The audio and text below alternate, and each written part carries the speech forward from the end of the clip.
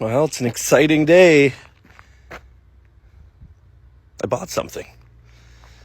Gotta love that. New goodies. I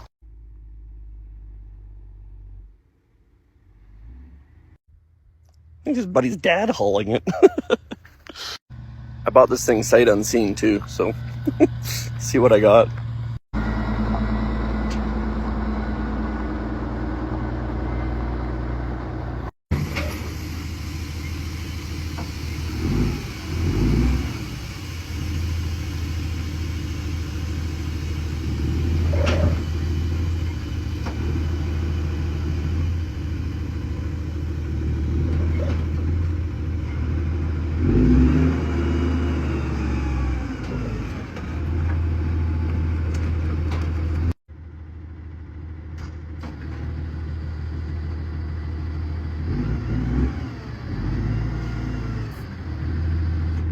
Interior's rough, which he said, but I plan to do an interior kit. But holy, stretch out. Oh yeah, a buddy seat. Give this old girl a bath, and then we'll see what we really got here. Okay, 4900 Massey, 1983, I believe. 5,000 hours ish. Has 2-hour gauges. One died, and they put another one in. I wouldn't be surprised if it ran a year before they did that, but it's gonna be right around 5,000. 375 horse. Not a fan of the 903, but unlike a lot of people who bitch about it, I'm not married to it. I can change it, put whatever the hell I want in there. Because the joys about these is the engine is connected to the tranny by a drive shaft. No matching bell housings, BS. I'm not sure if it has another pump added or they just did some fancy valving with the open center system, but it's set up with a case drain and then a flow control in the cab, electric one, so you can run a drill nicely. And these things are, oh yeah, like 32,000 pounds, whereas that Stagger I had was like 26,000, and we weighted it up with calcium. But they're big, heavy tractors for the day. And unlike Stagger, you could put a porta potty on it for a cab and be an improvement. This thing has a cab. This one needs a cab kit. But we have a buddy seat. We got a big spot here to lay down. Like, oh.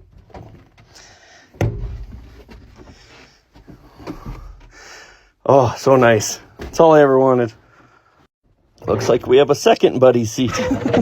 Lunch table. Okay, things I don't like about it. I bought this thing sight unseen. I knew a fair bit about it, but 34-inch rims. Not a big fan. Wish it had 42s on it. A lot easier to get tires, but wasn't going to wreck a deal over that. No fenders. They're ugly without fenders. I got a line on a set. I got to see if they still have them, but may have fenders for this thing. So 2 quick fixes. Probably my biggest 2 complaints. And the one, yeah, pretty easy to fix. But yeah, well, it'll get a cab kit over winter, but I got work this fall to do with it, so it's going to get an oil change that and go to work as is, and we'll shake it down a bit, see what she really is. We gotta admit, that red and silver does look good. So got engine oil changed, fuel filters changed. They had a note in there about the fuel line dripping and letting all the fuel back in the tank and hard starting issues because of it. And our old 4840 did that. So me and buddy pressurized the tanks up and held it for like 10 minutes and had nothing. So I don't know. The filters, when they came off, had a bunch of air in them, but that could be from sitting. And they also said sometimes it like to get locked in third. If you're over in third and first, it get locks over there. Reverse and second are just fine, and our 4840 did that too, and it's common for these. But I got in on the shifter where the ball is and sprayed a bunch of lube in there, and just put my hand in there and sprayed everything with lube. And it went into third and drove around there just fine. I think you have to be stopped very center and make sure you cross over center so that you don't pull both linkages. What else? We got no lights. Not a big deal. Most of the old Traxxas don't, and it's usually easier just to do your own wiring system than to fight with the stock stuff. But since it's everything, it's probably like a master solenoid that's no good. And she's gonna need some batteries. And I haven't put the clamp back on for the stack. This thing's a spitting image of our old 4840. For a while there, the hydraulics were super slow on it, and it just needed hydraulic filters and that. I'm pretty slow on this girl, so I have to order some hydraulic filters before we do any real work with it. Well, we're going now. We're gonna have to look into some hydraulics here. Hoses were pretty warm for just picking that up. We'll start with filters, and I won't be surprised that you could just have a relief valve stuck, making some heat. I'll look into it. Oh, and she was hunting a little bit when we first had her going, but just from driving there and back, it's already clearing up. It's old fuel too. This afternoon I'll get fuel for it. Get this disc hooked to the packer bar. It's always fun. It's the easy way. Yeah, got her hooked up. I said we had no lights. That's a lie. There's another switch for work lights. So those top two are working. And the bigger ones in the front, one of them is working. So I think the wiring is good. The lights are probably just no good. Which is, I was going to change them anyways. So yeah, I'm going to order some filters for this. They're all canister filters on this thing, which is slightly annoying, but not end of the world. Because I believe the hydraulic system runs off the steering tank. If I am correct. Then I'll go get fresh fuel. I think that'll be a big one. Dirty old stuff in there. Yuck. Just called the dealer. The tranny pressure, tranny suction, and the steering hydraulic filter. All in stock.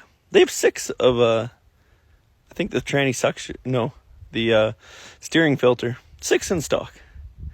Massey has no parts. You can't get parts for them. No dealer support. I don't know. I fixed the hydraulics.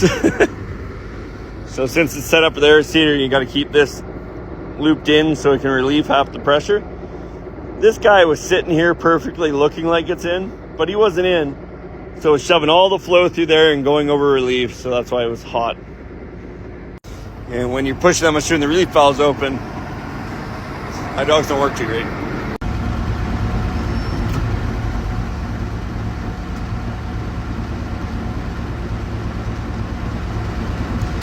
Perfect.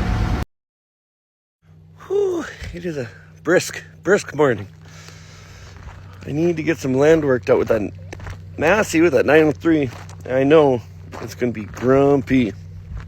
I have some things in town to grab. So I think I'm going to run a generator out there and have that thing plugged in for an hour or two. And then go work. I think it's just going to be easier in the long run. A little bit of BS. Get it warmed up before I take it in the cold. I don't know what it got to last night. The night before, apparently it got to -8. So, cold enough to make that 903 grumpy, I'm sure. No frost lines on the tires, so I don't think she has any calcium in her. Which is good and bad. Rims will be in good shape. These already are heavier tractors than that Stagger, so it's pulling better, but maybe I'll try and find some actual weights for it. We'll see. And I still haven't went to town to buy new batteries for it yet. I don't think they're all bad, but there's just a weak one or two in there.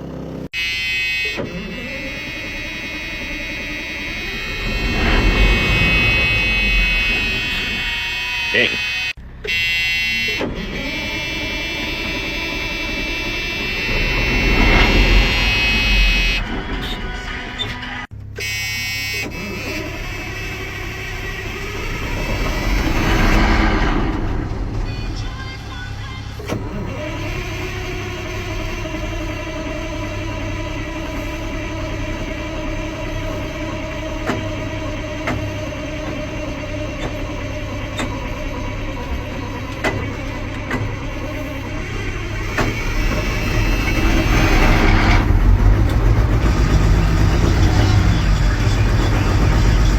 So she still is hard starting, like fuel is draining back. But in another video, I don't know if I showed it, we did pressurize the tanks and hold it for a while, and there was no leaks to the pump. But I don't know how the return side of these systems work, because I could let that fuel drain out of the head, and you'd have to refill it, maybe. Something to look into here. I think just putting a tank of new fuel through it is the first step, because maybe it'll just clear up. I forgot to pick up a bungee cord, so I'm barefoot.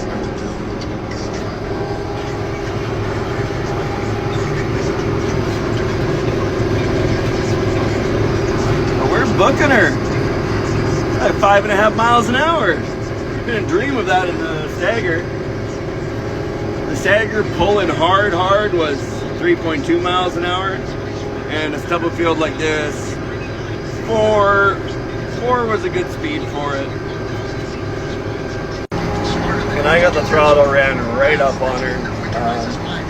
If the engine didn't sound is gonna pop, I'd rather pop it now and have all winter to fix it than have it pop in the spring. So let's abuse it a bit and see what we get. Well, she has been running good, and the last 2 passes it bogged a little bit, and I pulled off and put her down to an idle, and she died. Filters sound empty. So there is fuel issues going on here somewhere. Now it wouldn't, when we pressured the tanks up, there was no external leaks. But there is a section of rubber hose for the fuel line. Maybe that's collapsing inside. The tanks weren't pressured up or suctioned, like the vent's working, and when I pulled the cap there was no suction on the tank. It won't restart. I guarantee those filters are empty. But why? As I walk and eat my ham sausage, could just be fuel filters plugged up. Old fuel in there, putting new stuff in there and stripping it all off the walls. We'll do fuel filters in the morning. Go from there. We're back out at the Massey's. I got a bunch of filters now. She died on me with a fuel issue. It showed up with a fuel issue. So I don't think filters are going to fix it, but awfully stupid to skip the easy things first. You do the easy stuff. So the old filters, whoa, were pretty full. They weren't sucked right down. So I don't think it's a suction issue, which is good because it's right full of fuel. I didn't want to drain all the fuel. Yesterday I tried to screw the fuel solenoid bypass screw in, like so the electric solenoid doesn't matter in case it was a voltage issue and it was, flickering there and kind of killing. But I wasn't sure if I got it all the way in because it's buried in the valley and the engine was quite hot. So I'm going to make sure that's in. Much easier to get. And before anyone starts the 903, 855, they have the same injection fuel system, so that would not matter in this case. There's no fuel in the oil. If you would like, actually I'll drop some fuel on there and I'll show you what it would do. So,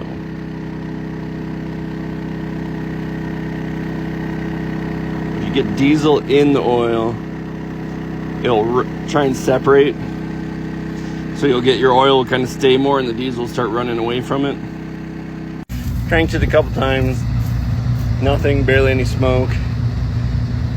Pressurized the tanks and undid a fuel filter until I got fuel up there. And then I went and cracked the line going right into the injection pump with the tanks pressured up still. And got fuel coming out of there.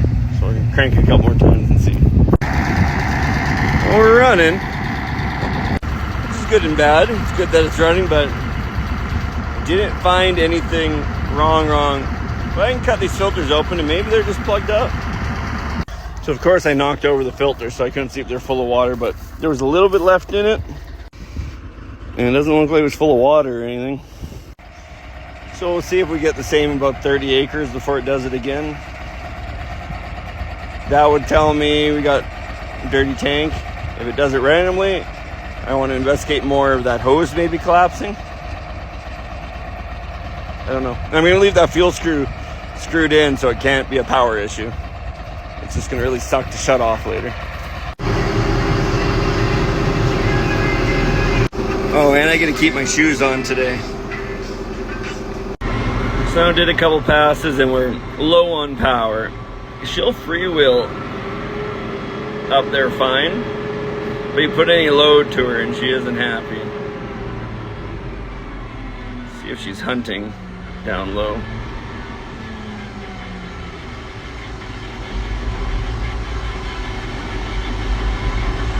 Hunting a bit. It sounded like it starved for fuel a bit. Or we have governor troubles itself.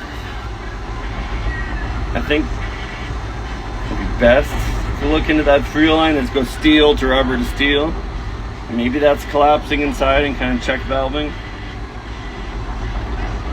I believe there is a check valve in the pump too, an overflow valve. You think there'd be a check valve on the return side too?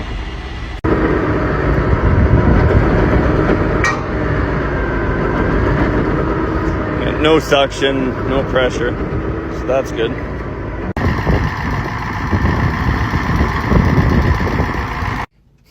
Pulled her up close to the gate, went to idle her down, and she just died just like the first time. So it's not just fuel filters. I don't see them plugging up in 20 minutes. Well, get her figured eventually. Hopefully. Well, it looks like I'm going to be sucking the tank out and pulling some fuel lines off the bottom of this tank to make sure everything's clear. So I threw together a mobile washing unit. That probably took longer than if I would have just got the tractor unhooked and loaded on the trailer and brought it home. But here we are. Too bad. So I did wash this tractor when I got it, but you know, it was just a general wash, like, oh yeah, whatever. I missed some spots, and somewhere in that mess is that fuel line. Because that steel goes, turns to rubber, goes through all the shitty spots and comes out steel on the other end. I'm thinking, hopefully, the line's collapsed and it's check valving. Or there's a rag in the tank. That's something's going on and it's starving for fuel. So let's wash the damn thing. She's cleaner. Definitely cleaner. I think for being a subwoofer, it'll be a total mud hole, but it's not bad. So right there, you can see where that line bolts on. Ooh, or is that molded one piece? I might have to change all of it. And on the top side, that one's definitely threaded. But yeah, in here is where you get the dirtiest. And that's the problem with the V8 and egg. Even at its best, it's terrible to clean out in that valley, and it's worse at starting fires. I brought some tools. I forgot booster cables, of course, but I might pressurize the tanks, crack the filter, get the diesel right up there, and see if I can get started. I'll move it over to a nice grass area to do the rest of the work tomorrow. Hey, there we go. It has to be a suction thing. For me to blow that fuel up there and get it to restart with no ether, something suction. And when you first get it going after priming it like that, it doesn't hunt or anything. But after running, it will hunt at 1500 RPM, and if you get under 1000, it'll just die. I'm just guessing it can't get that sucked up for some reason, whether that line's collapsed or a rag in the tank. Something's going on here.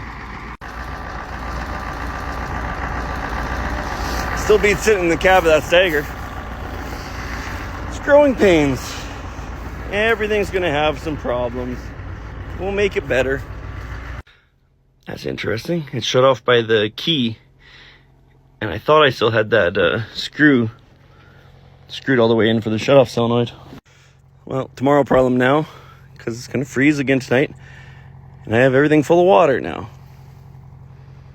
What a pain. Really doesn't take too much water. This is that 350 gallon one I had in the back of the truck for watering steers. 75 gallons, 50 gallons, it wasn't a lot. Pretty dry out here, the rest of the water might as well end up out here. Well, it took a while to get my old slip tank pump primed and me spraying diesel all on the side of the tractor. But we're sucking some fuel out of this thing now. Yeah, oh well. I think by the end of the day I'm going to be covered in diesel anyways, we might as well just start that way. Well, it only reached to about here, so we're, I think it's safe to say there's not a rag plug in the drain of the tank. I got the hose out. I still got like 2 inches of fuel in there, but the slip tank's full, so I'm gonna have to go and ditch some into the case. and come back, because I want to get it actually empty to make sure there isn't a rag moving, because it can sit over here and then when you're actually driving slosh over and go, so can't have that. And the old line looks awful, but we pressurized it up and it wasn't leaking, but maybe it's check valving inside. The inside is collapsed and is getting pulled. Nope, it's not doing that. Well, I'm still going to change it.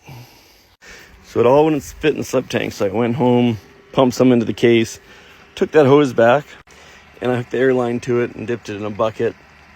And no, I don't think that's our problem. I'm going to change it, but I want to find the problem.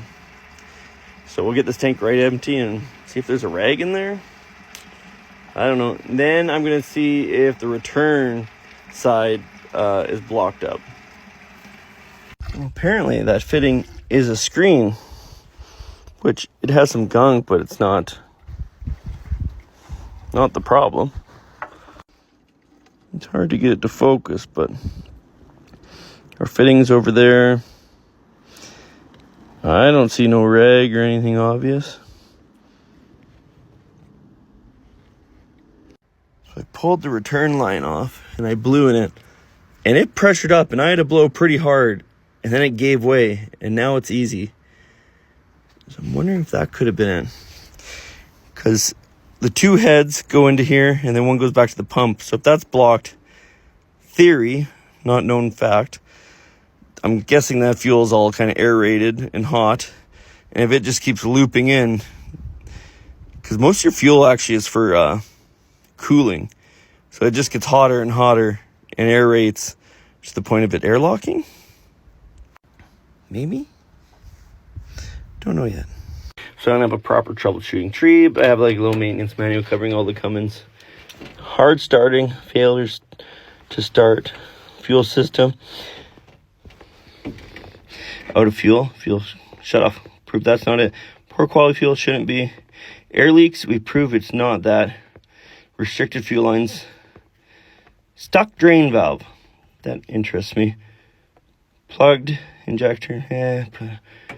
No. Probably not. Probably not. Possibility. Water and fuel. We've taken care of that. And our check valve stuck open. Possibility. We got low power. We come down. Poor quality fuel. Prove that's not it. Still return line. Or stuck drain valve.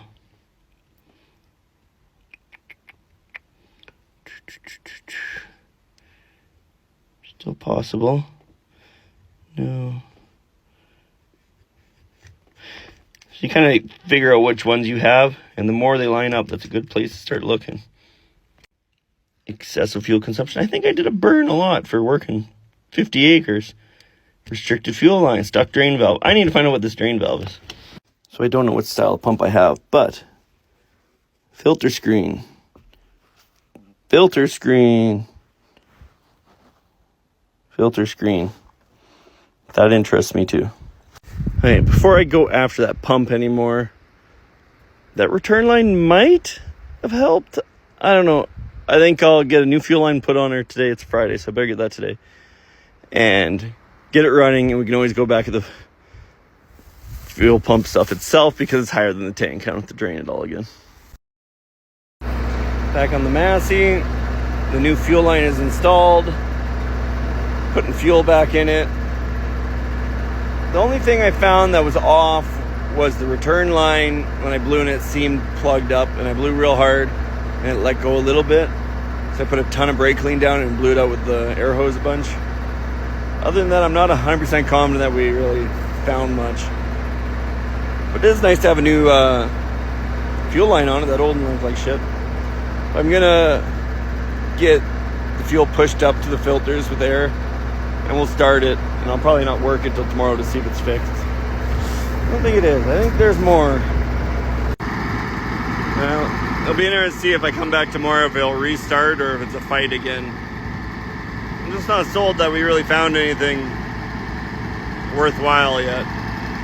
Yeah, it's still starving for fuel. If you bring her down closer to an idle, she'll try and die. And you give her the fuel back.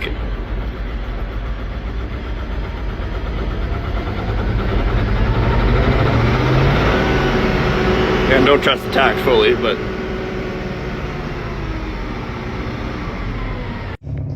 I've been sick all weekend.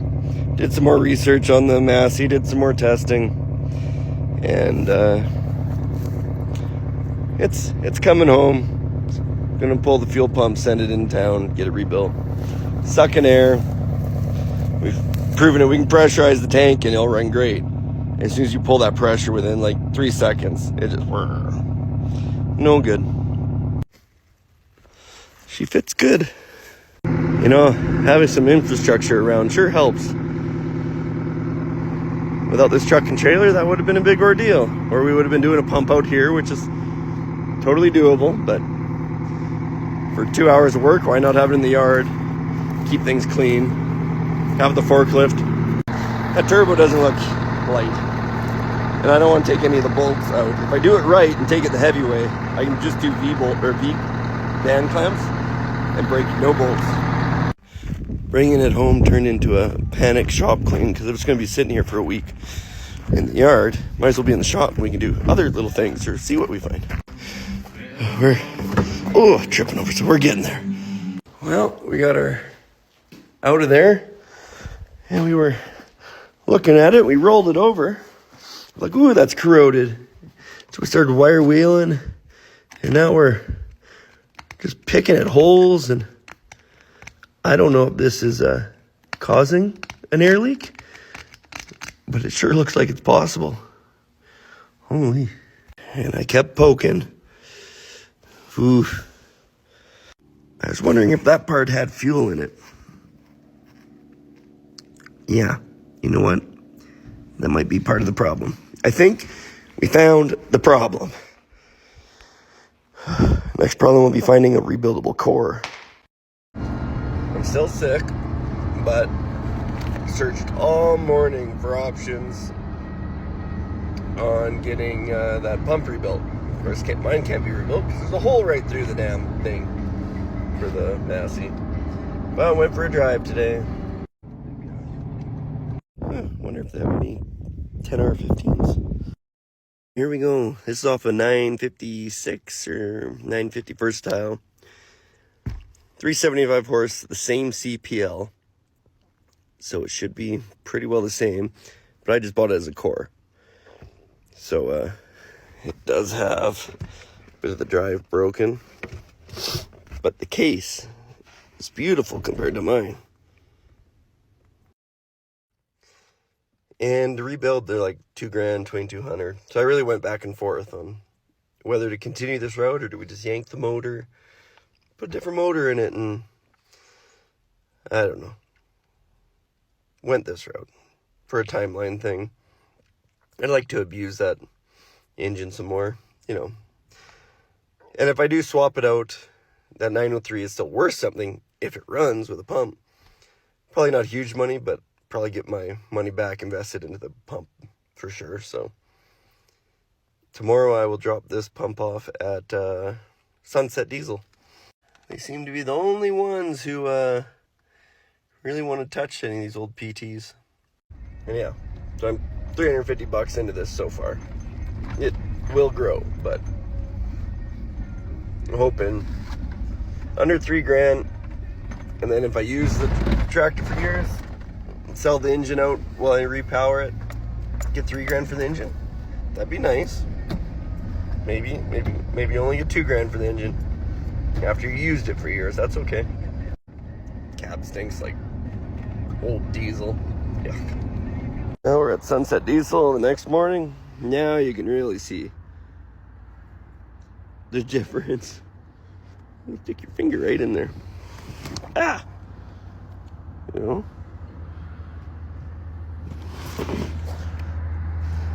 We're on the right route. And while that pump's getting fixed, we might as well play with this a little bit. Lights would be cool. There's the back. I need to order more lights if I want to deal with more, but I want to get fenders. But definitely enough to get by with for now. On the front, the same big ones. There's corner lights, so they're stuck out. Yeah, they're just little, like a 4-inch, 6-inch LED. They were $30 cheaper because they were red. And I actually hate the red and wish I paid $30 more. But oh well. Okay, I need help.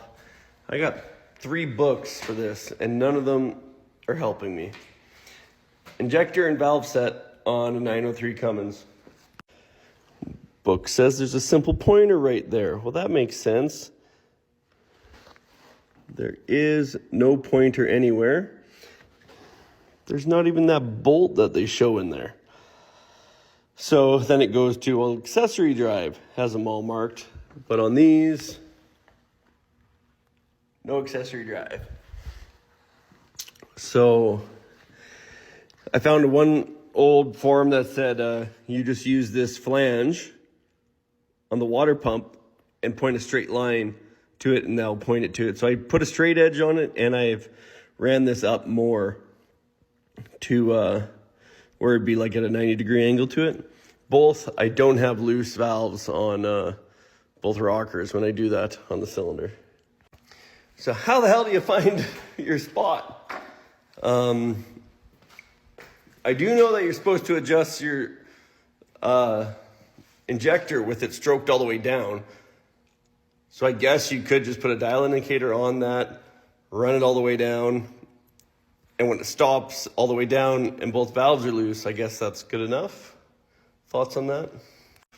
Also, they give adjustments for a 1-to-1 rocker and a 1-to-1.2 rocker, but then don't explain it all, the difference and how to tell which one you have. Actually, this book only shows you your 1-to-1 rocker. Here we go. 1.2 or 1-to-1. Again, don't tell you what the difference is between them. They look like a 211 390 or 399. And on there it goes 211 something else. 211 319. But that one is definitely a 9 on these, so I don't know what to take from that. I also found on some forums saying only do the dial method on a 903 or you'll take cam bearings out. And then I saw in the Facebook group a guy just saying 60 inch-pounds is good. I don't know. So yeah, someone who knows more about these 903s, how would you find your position when we got no markings here and none on the back to go forward? The dial indicator, just wait till it's all the way down. Like, I think that would work. Normally when I'm doing just valve sets, I ignore the whole process and I just go until if the exhaust is pinned all the way down, I'll set the intake and then I'll do it reverse because you don't have that much overlap and it never matters. But the injector side of this is screwing me up. So with my adventures asking some people some questions online about the 903, I ended up talking to this guy, I think John Nichols, in the UK. Wealth of knowledge. He was a big Stagger guy, but he says he's worked on a fair bit of Masseys too, so he told me some things to check, and one of them was the transmission. He said the one support across the frame, all the bolts will loosen up, it'll sink, and you'll lose the power shift. You didn't actually lose the power shift, you just ran out of linkage. So when I was loading this on the trailer, I took a look. And yeah, and they've been loose for a while. They've augured a little hole in there. He said they'd drill them out and just put a bigger bolt. Kind of thought about just welding, since it's a pretty easy way to cut that weld. But nonetheless, he was telling me about talking to the guy who ended up buying this four-wheel drive lineup from Massey and making the McConnell mark. John McConnell, I think his name was. Said he used to talk to him a bunch about how different engines and all that. That McConnell lineup I think is really cool and kind of a neat tractor. There's one near me and I really wanted to buy it, but I can't afford it. But this Nichols guy in the UK was kind of, I don't think they had real Tigers there. So they were kind of repowering Panthers, trying to make Panthers into bigger tractors. But that is a hell of a paint scheme. Stagger should have done that from the start. I think there's some other, that's a really good paint scheme too. But yeah, he was talking about this Lioness. So it's just like an off-brand stagger or repowered stagger. It looks like they were doing some really neat things back then. I don't mind the McCarnell in the yellowish orange. You can see they had to extend the frame, and they put that angle on the hood to get the 6 cylinders to fit nicely. I think a lot of these came with Detroit 60 series, but I think they had some Cummins options, like M14s also. But yeah, if you're gonna stick a 6 cylinder in here, coming up to here, getting the rad to here, you just have to extend that frame to about here, which isn't really a big deal. The worst part is getting the tin work to look nice. So they just put the angle on it from the originals by the looks of it. But doing any of that stuff is really nice on these because there's no bell housings to try and bolt together. You just gotta put a drive shaft on it. Okay, I better get back to fixing that cross member. All right, drilled them out to 9/16, some Loctite, good to go. The other side was all tight, and it's super tight against the hydraulic tank is there, so I'll keep an eye on them. All right, I'm trying to do the injector set on here, but I don't have all the pointers for our valve set positions. There is none. Nothing seems to make sense with it. But if I wait till the injector has traveled all the way down, that's supposed to be when you're adjusting it. So I had to borrow a dial indicator that's much longer than mine. But if we just turn it over till that's as far down as it'll go, that should be number 1, ready to adjust. And these things have a stock timing or turning tool built in, which is quite nice. So according to the dial indicator, that injector is all the way down. And I was told if you follow that seam, the water pump and the flange, that you use that as your pointer. And it does line up on 1 and 5. So that is correct. But what's throwing me off is, but I had no slack on my, I think this is intake on this one. Had no slack on my intake, so I'm like, can't be right. But I think my valves are just adjusted way too tight, is what it really is. Yeah, this is intake, and I can't even, it's supposed to be set to 12 thou. I can't even get 5 thou in there. Yeah, I can't even get this 1.5 thou on the intake. And exhaust is tighter than the 25 thou, but not crazy. It's probably 18 thou. Okay, we're getting a handle on this. The injectors are finicky. Like, it takes 3 tries. You bump any of your stand, and because you just got everything in one spot. But we're looking for 187 minus, plus or minus 1 thou. So we got that one at 186. In cylinder 1, we got at 188. We'll just keep going through them. So that's our running mates. But 1 and 5 is done, so we're going to 4 next. Yeah, whoever did this valve set last, they just have all the intakes tight. The exhausts aren't terrible, but I don't know what the hell they were thinking. We'll do 1 injector together because they seem to be the finicky ones. So, torque your hole down 30 to 35 pounds first. None of them have moved. So you'll run it down to squish any diesel out of it twice first. We'll zero this so we can see if we're crazy off. That one only showed 111 thou instead of 187, but I did bump it, so that might not be right. So now that we bottomed it out twice, I'll zero it out. My stand isn't as good as I would like it, but and now back her out. 187 thou. Without bumping anything.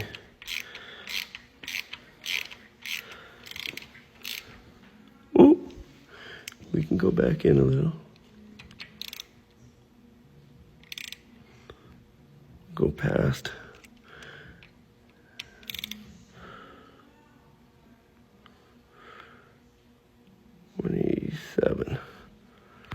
Now to torque that without moving this, sometimes it takes 3 tries. There, torqued, and we're at 188. Just over, it's fine, it's close enough. All right, got it buttoned together. On 3 of them that I never bumped the stand when taking them apart, the injector travel was a lot closer, but still off. Like, I think one was 15 thou off, another 2 were about 12 thou. Okay, Massey update. I got the new pump in. And like all things, the price just goes up. The quote I got was $2,000 to $2,200 for rebuilding a pump. I understand why the quote went up, or the price went up, because I had to bring them 2 pumps. They had to dismantle 2 pumps, pick the best parts out of 2. Takes more time. So it cost $27 something for a new pump, all done. And then $350 for the core. So we're over 3, which is a lot higher than that original thought of $2,000 and have it going. If I knew it was going to be over 3, maybe I would have looked harder at finding another engine and just repowering it to an inline. It would have cost a lot more than the 3 anyways, but it is what it is. We made the decision, it grew, here's where we're at. But bolted up the other night so it can be all set up. I got to hook some lines up. But other good things is apparently the pump that came out of this CPL only had 12% torque rise. And the CPL that other pump was from was a lower horse tractor, 350 horse, but it had a 20% torque rise. I think this is for the governor spring controls that. I don't know a ton about the fuel pumps because they're complex. Like when you start getting into them, it's like, Jesus. And there's the old one. Either way, we got a pump that is built better torque rise. I told him to turn it up a little bit, but just whatever works about that CPL, whether it's 400 or maybe it's only 390, maybe it's only 380. I said, bump it up a little bit, but keep it safe. But yeah, we'll be assembling today. Throw the turbo on. And my other problem is I can't get this flange apart, but all the bolts had broken off and it had been rubbing on the hood. So we're going to get these drilled out, and I'll probably put studs in instead of bolts. And yeah, keep that clearance a little nicer. The other option was to cut this off and do a different muffler, but it is nice to have for your dust cyclone. Well, last time I trust that drill chart. Well, not the approach I wanted to take, but better than it was. All right, half together. Together enough to start. Might be a little loud.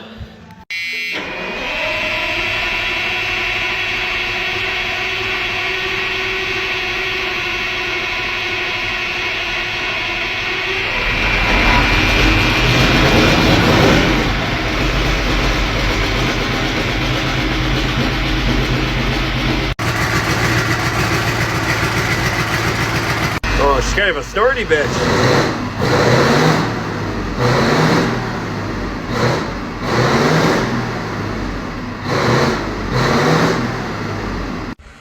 Yeah, that's nice. Well, last night we got her mostly put together, me and a couple buddies, and then we got sidetracked with drinking, and my head hurts. But we got a mostly together tractor. The one side still in the grill. We're still in the field. I gotta go grab them today. But you really gotta take a tractor apart to learn them. And it's just funny how you find things, and sometimes you find them in the wrong order. We had just put the hood back on, had the muffler on, just put the air intake on, and as soon as I put it on, that's when I noticed that. And could not have just noticed that when the hood was off. Well, this isn't terrible to weld, but a hell of a lot nicer when the hood wasn't on. But yeah, I'm going to tack that together, see how it goes. Get the side shield, get the grill. It's pretty well ready to be kicked out of the shop, back in the field. And the ground hasn't froze yet. Either it'll frost in the morning, but we can still do some field work. Well, prettiest snow, but it is solid now. and it was paper thin in some spots.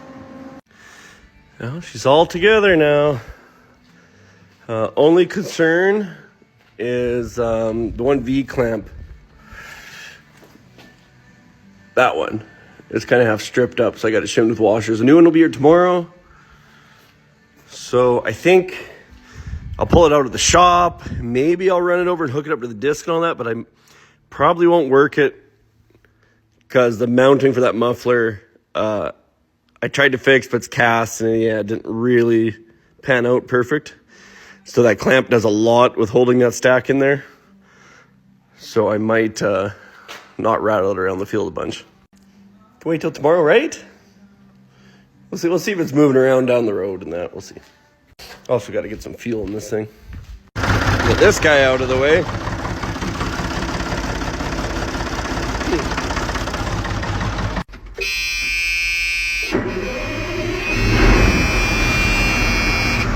Much more better. It's still a 903, but it's now a running one. There's a flaw in my plan. I got no one to come get me from the field.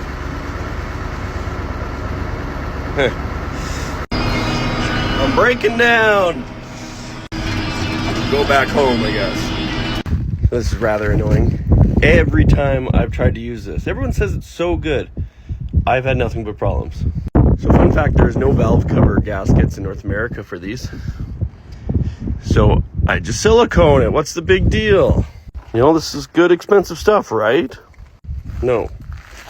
And I siliconed that up, put it together, and left it for 2 days just because we were busy with other stuff. And it still didn't seal. And I only used it because it's the only stuff I had here. I need to go buy some good stuff. Actual good stuff, not whatever. Ugh. Of course, it's windy outside, so back in the shop. I'll have to make sure that breather is unplugged, but I'm thinking I just hate that silicone. Back from town with some supplies. The stupid valve cover gasket. I picked up some cork gasket, which I don't think I'll use, but I got it just in case. And re-silicone this valve cover. Yeah, it was not sealing so well in this area. Making a mess. So I make sure that breather hose is unplugged first, and then we'll pull it off, clean it up. Really, most likely bad prep. I probably missed a little bit of oil in there, or had it all cleaned up and tipped it over and had oil run over the edge and then silicone it, something like that. It's most likely what's going on here, but still annoying. Yeah, it's not plugged. Yeah, I got most of this cleaned up, but right where it was bad, it's there. But even over here, it's moving around. Oop, focus. It didn't bond worth a shit, so I'm gonna assume I didn't prep good enough. I was probably rushing. Never done that before. Oh well, get her clean. It'll be okay. Okay, I'll try and put together an excuse. I'm not getting any of that silicone, so this is a high spot and that's a high spot. Less sealing surface, but that silicone should take it up. But you know, yeah, it's not machine flat, but like, come on. That's what the silicone's for. Why? Annoying. We're actually gonna do this by the book. So clean silicone. You assemble, but you don't torque the bolts. You leave it for 60 minutes. Then you tighten it right down. I feel like no one ever does this. I very, very rarely do. But figured out what went wrong. Cleaned this all up, had silicone, and when I flipped it over, a bunch of brake clean ran out of the breather that had went in there from cleaning. So I bet when I put it up here, the brake clean ran down and in and ate that silicone up before it fully set. So I pulled it apart and cleaned it all and then put it on. Usually a cause. It's really nice to find it. Just came back and tightened it up. I got high hopes now. Next morning, And no leaks.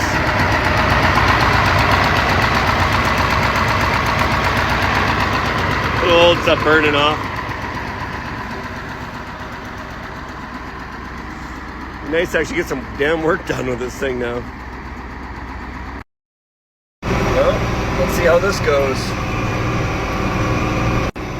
The ground's not frozen yet, but it's pretty stiff each morning. It's going in the ground though.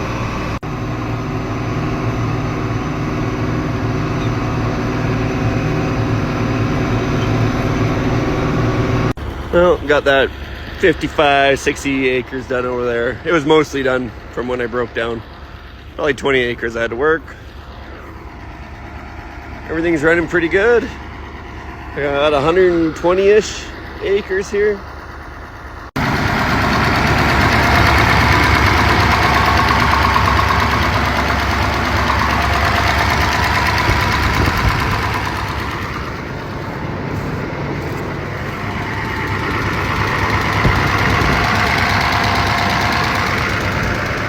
When she was cold, she was kind of slobbering, but once warm, everything cleans up. 903 things, I guess. I gotta make fun of these lever extensions they have. They are god-awful ugly, but they are the most ergonomic hydraulic lever I have ever seen in a tractor. Like, just fingertip control for an 80s tractor. Well done. I don't know the looks, but well done. Alright, get back to work here.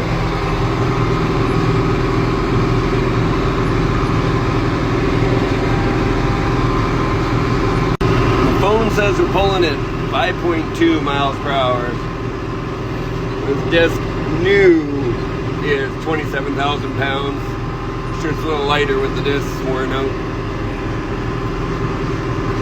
So not bad. A hell of a lot better than that. That stagger could pull this setup at 2.9 with it buried, and in a stubble field, the best you could get out of it was like 3.5 if you're going real thin, like not getting in the ground too far. Well, I can see that tire is probably wrecked. The tube will be wrecked, and I don't see a lot of value in that rim, so that will not be the reason I don't finish this today. To be fair, that coil packer behind it's taking most of the weight, so it'll be fine. Lost a exhaust manifold gasket, so we get to listen to this motor tick all day now.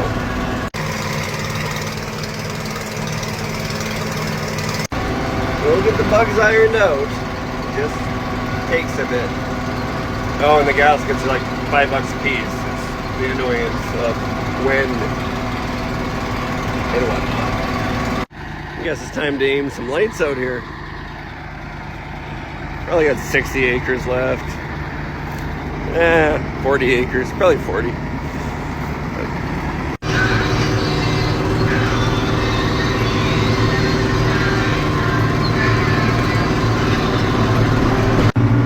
There, we are done that field finally.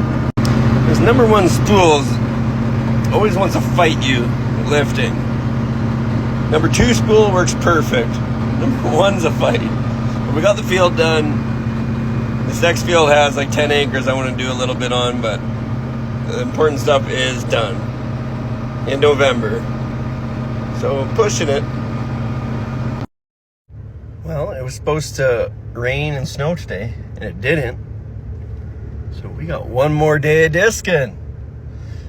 It was pretty cold, so if you have a generator and a bunch of running around to do in the morning, why not plug the tractor in? It's just easier on everything. No ether.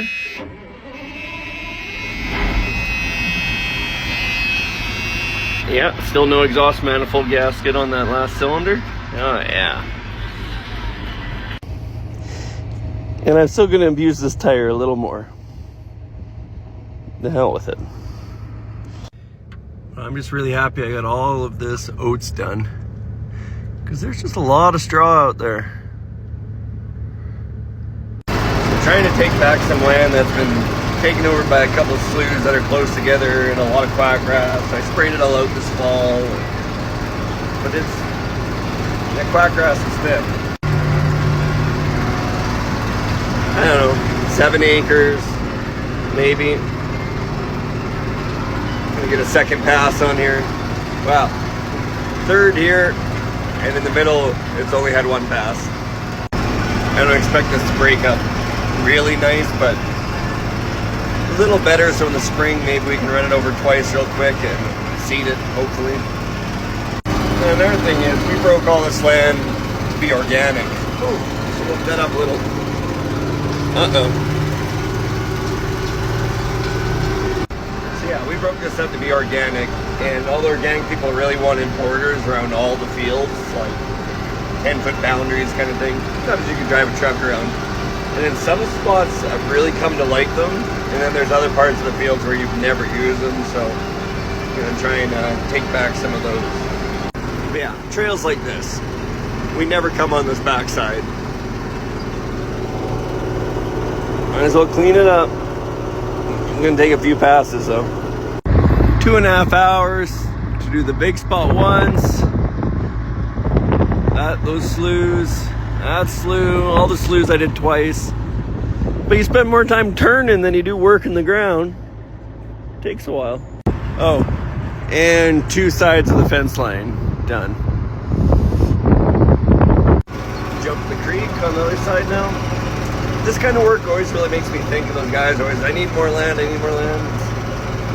I'm at the point where I need to do a better job of the land I have. And BS stuff like this, that's it. But at the end of the day, if I gained 10, 12, 15 acres, that's that can add up compared to buying land. I don't know what it is in this area. A couple grand, probably coming up $3 an acre. That counts. Well, this whole field was covered with snow yesterday. Where is that Massey? It's hiding over there somewhere. But I think we'll be able to disc this. Didn't have to dig too far to hit dry ground. Oh yeah, there she is. Just hiding. But maybe run over to town and grab some snacks. Then come fire her up. Yeah. She's pretty soft on top, but yeah. Dry. The roads seem to be the sloppiest thing out here. I've probably put 20 hours on this thing. He hasn't checked the oil yet. See if she's using any. Yeah, perfect.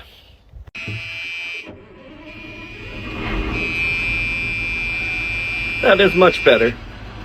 It's gonna go, but better let the song finish. Oh! Yeah, how dare you! I didn't really check on the bottom of the field. It's wetter. It's turning into a nice day for almost mid-November. Got 1 pass done on it all the sloughs cleaned up except there's a middle one. I need to do some more passes, and then I need to clean up this fence line. Because as you can imagine, this old sod doesn't exactly break up the nicest on 1 pass.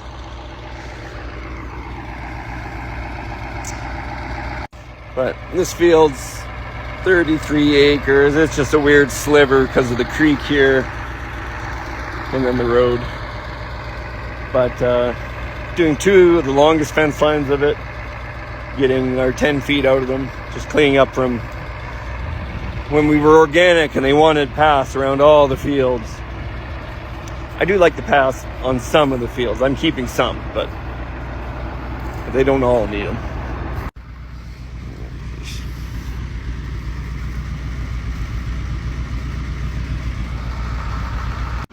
Well, I think we are done tillage for the year. Time to put some things away.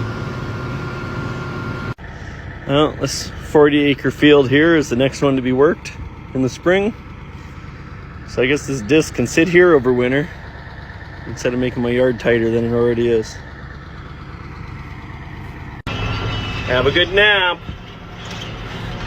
And we'll get to that tire eventually.